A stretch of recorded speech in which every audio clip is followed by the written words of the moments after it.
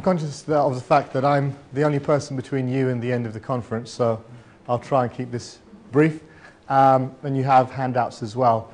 But just to end the day, I just wanted to give another perspective, just as the last speaker talked about Nigeria, looking at another country in Africa, this time looking at the work that we've been doing in the business school with colleagues from the Sudan who are also in the room as well, looking at how to develop microfinance capability in the country. And of course, I haven't actually put the word in there, but there is an Islamic aspect to this as well. So although I've missed out the word Islamic microfinance, that is a very definite context of the talk as well. So just a bit of background on microfinance. If you don't know what it is, then here's a few points about what microfinance is all about. Microfinance really is looking at how to provide capital and funding to those people who really don't have access to any capital or sources of funding at all. It was pioneered by Muhammad Yunus, who is a Nobel laureate, of course, as you may know. In 1976, he set up something called the Grameen Bank, where he sought to provide a social enterprise capability to those people who have very low income or almost no income at all, but who desperately need funds in order literally to survive.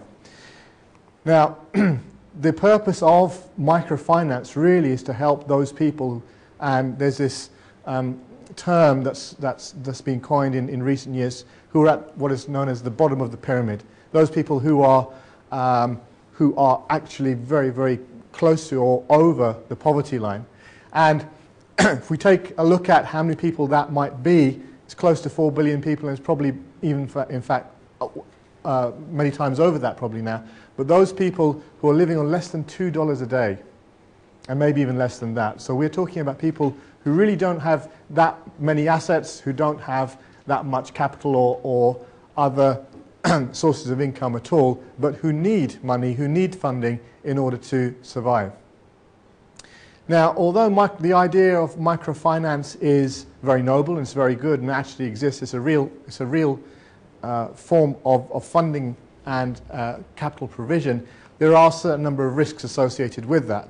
Because we're talking about the people who are at the bottom of this pyramid, if you like, how do you actually manage to secure the money, to receive the money back from the money that you lend out? And there are several risks associated with that. Sorry.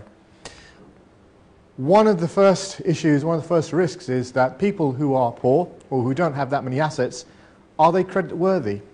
Are they capable of repaying the money that is lent out to them, whether it be in Islamic terms or in conventional banking terms? They don't have any credit score. They don't have any status. In financial terms, they don't exist. So how are you going to identify their credit worthiness? The other issue that is faced in terms of microfinance is there are high transaction costs in banking. And as we all know, in terms of banking, transaction costs rapidly go down as you increase the number of volume of customers. So we are talking, although we're talking 4 billion people, on a local level, on the ground level, there's not that many customers. So the transaction costs become an issue as well. For these people who are at the bottom of the pyramid, is finance a need? You might argue that it's in fact a luxury because their immediate needs are food, water, shelter, protection, etc. Of course, finance is very important as well, but is it really a need? And therefore, the question rapidly arises, is credit important? Is credit more important than capital? Is credit more important than finance and funds and directly the money in the pocket? And finally, the point about microfinance, which many people struggle with and which was a challenge when the idea of microfinance was floated, is the fact that you're dealing with people who don't have necessarily any knowledge or so-called market sophistication about financial products. They don't know about banks necessarily. They don't know about issues such as securitization. They don't know about any of these things, including transaction costs and all the rest of it. So there are lots and lots of risks associated with that. But since 1976, microfinance has actually been successful. And based upon World Bank estimates, microfinancing be it Islamic or otherwise, microfinancing has got very, very high repayment rates. It was very interesting. You compare that with other forms of credit, other forms of capital lending, 97% repayment, that's what most types of lender dream about, of course. So how does microfinancing work? And I don't want to go through every single step of this, but the key to this slide and the key to the whole benefit of microfinance is that it focuses on this. Firstly, assessment of need. Does the individual need the money? Now, if we're talking about people who are at the bottom of the pyramid, the answer is always going to be yes. So that's a very straightforward answer there. Immediately after assessing the need, there's a whole suite of questions to be asked about the individual or groups of individuals. And there's several different layers here, most of which you'll understand and recognize. They're typical banking or typical finance questions. What's the size of the loan? What's the purpose, etc., etc.? Is the person eligible? But actually, if we're talking about people at the bottom of the pyramid, we already know what all of these factors are. The other key point here is, if we look down to the bottom, there's only 2 points really to highlight here. One is the assessment of need. The other is the components of financing. The most important point is at the bottom of the slide here. We're talking about time, and this is speed. Microfinancing is about providing relatively small amounts of capital. So from as little as $100 all the way up to, okay, $10,000, but possibly even less than that, over small periods of time, but where it is actually delivered to the point where that money, that funding, that capital is going to be useful within literally a few days. Now, the approval time, the allocation of funds can all occur asynchronously, in parallel. So within a matter of days, a person, a group, a community, micro-enterprises, etc., can receive some money, some funds. And this is the power of microfinancing. It's working locally with people to get them funding. And this is in contrast to traditional forms of banking, where the whole of this process might take several days as well, or might be bound up in other legalities. But of course, this is important, where you need to get the money out to those people, as I said, at the bottom of the pyramid. Let me just talk about the context then in terms of Sudan and the interest that we have and the work that we've been doing with our colleagues there. Now, in the Sudan, which is, as we now know, has been in the news recently and for many, many years, it's a country that's faced many, many challenges. It's been one of the largest countries in Africa, of course.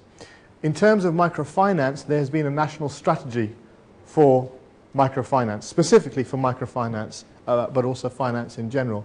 And they really looked as a sovereign state to address microfinance and to address poverty alleviation through encouraging private sector investment in the country. So much so that, in fact, in the last 5 or 10 years, there's been a 25-year strategy before the split, of course, to actually accommodate this and to fund this type of initiative in order to balance the different layers of economic growth, to fight poverty is very important as well, and also to improve the balance and allocation of natural resources. As you may or may not know, Sudan actually is a country rich in resources. It's rich in oil and energy, it's rich in agriculture, and actually rich in people. Human capital is a very, very important part of the country as well.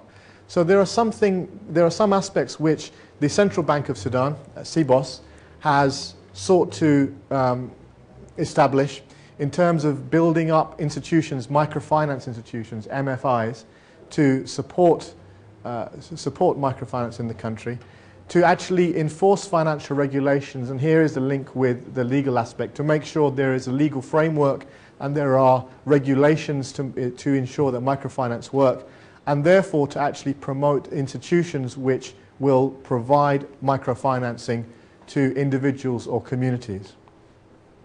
So the support from the central bank is actually quite important here, because this is where the sovereign state now comes in and says this is something that is critically important to the society within the country.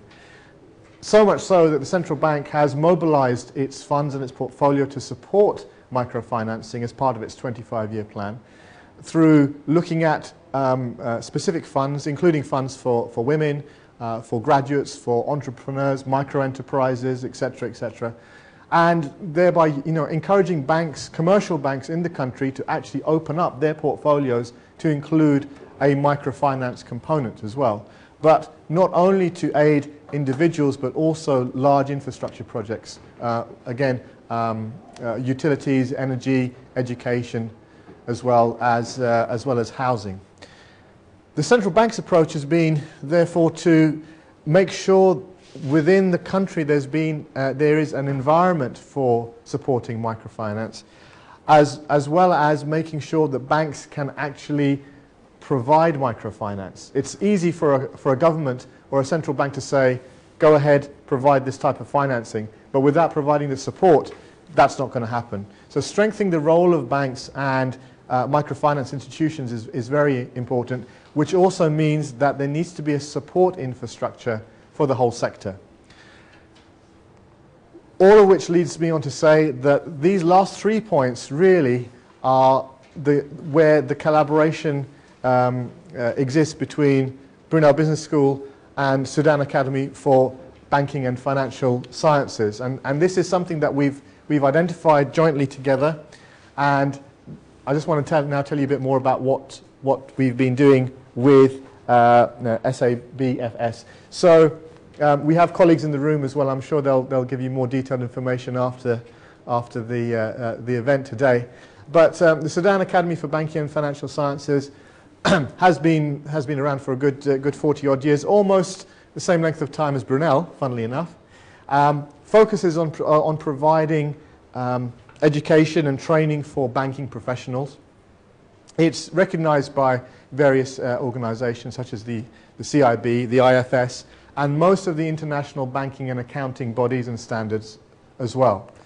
It runs a number of different awards and courses, bachelor's programs, undergraduate programs, postgraduate diplomas, etc., across all areas of banking and financial sciences, as well as information systems as well, and really links together with not just institutions and organizations in Sudan, but other parts of the world as well, all the way from Malaysia through to Jordan, and of course the UK as well, with the link that they have with Brunel.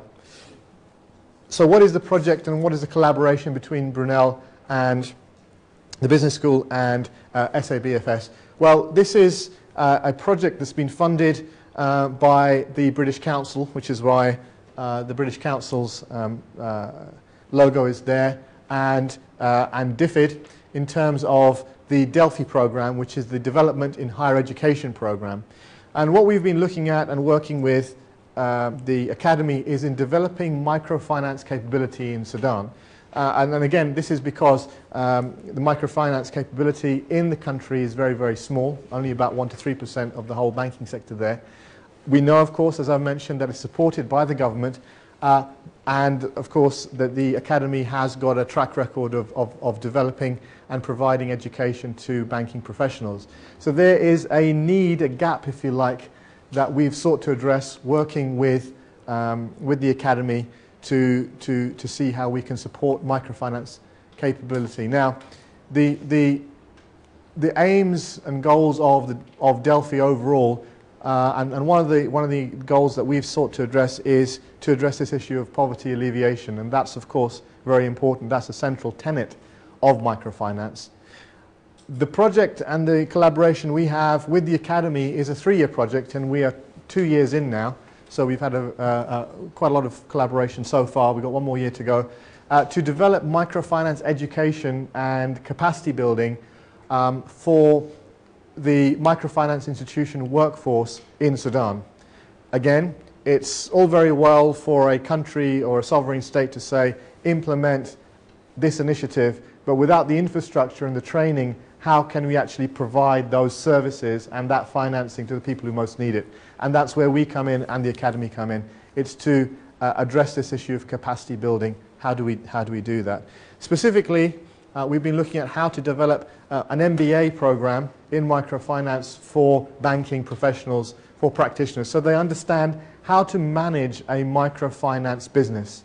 It's a new concept, but it needs to be put in place so that microfinance can be a success in the country. We're also looking to do some sort of train the trainer and develop academic capability within the academy as well, in the area of MBA program as well, and also look at potential areas of research and further collaboration. As you may or may not know, Sudan is a very rich country in terms of all of its complexities. It's an embargoed state, and the way that financial transactions are done in the country is really quite complicated because of its embargoed status. To give you an example, when I arrived in the country for the first time, I saw an ATM machine.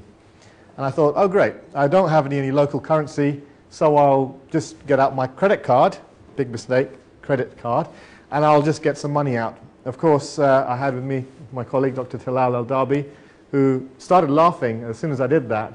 And I said, why are you laughing? And he said, you won't be able to get any money out.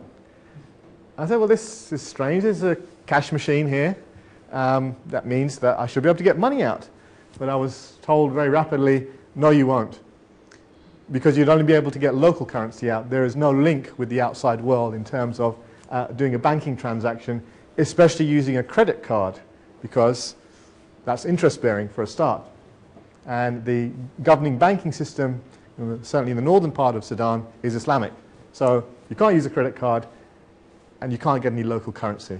So I had to rely on Talal here to provide the money. He was the local banker for me. But that gives you a flavour of some of the challenges there. And of course, that means that trade, things like trade, local financing then is a whole different issue. And some of the contexts and understanding that we have about funding and capital investment is very, very different. So there are a number of challenges there. However, the country still runs, the country still operates, and is developing very rapidly. So just to move on quickly, the final aspect of the project and the collaboration is to really promote the idea of microfinance as part of the central bank's credit policy, and therefore to provide a workforce for the banking sector there.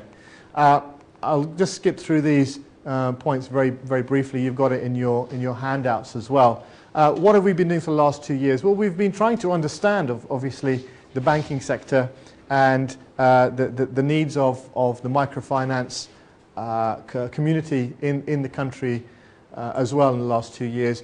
We've been working with the academy to develop, to do some faculty development, leadership development in order to deliver such a program and microfinance initiatives.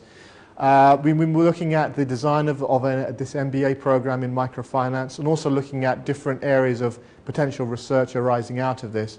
But more recently, and this is where it now starts to become interesting, we're now starting to engage, working with the academy, engage with commercial banks to see, well, you want to do microfinance, the government is supporting you as a country and as a central bank in order to deliver microfinance products. How do you do it? And what are the plans and what are the operational aspects of making microfinance live, literally as an asset class and as a banking process itself. So I've given some pictures here of the collaboration. We've run a number of workshops, and we've visited Sudan a number of times over the last 2 years. But also our colleagues have come to the UK, and here's some pictures of our colleagues who've been visiting the business school. They're here today as well. So this collaboration has been very, very fruitful. It's been very rewarding for both parties. We've certainly learned a lot about the Sudan banking system and so the challenges and the complexities there. But we've also shared a lot of information across both parties as well, which we hope is going to be beneficial.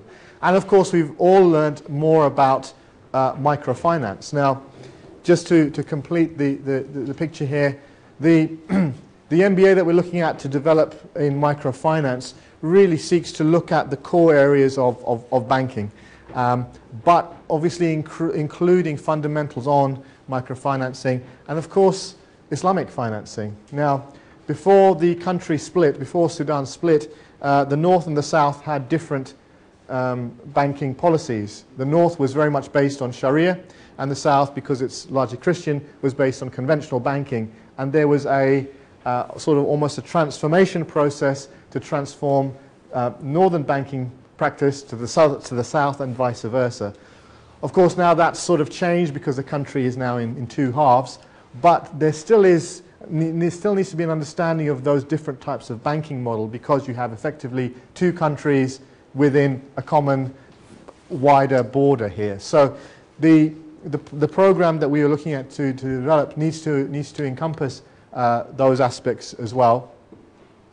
The priorities of the collaboration, therefore, are to really understand the needs for microfinance, to develop the capabilities for microfinance institutions, the commercial banks that we've been talking about, but also as we come towards the end of the project is to really look at the outcomes and the beneficiaries, the people who will most need this type of financing.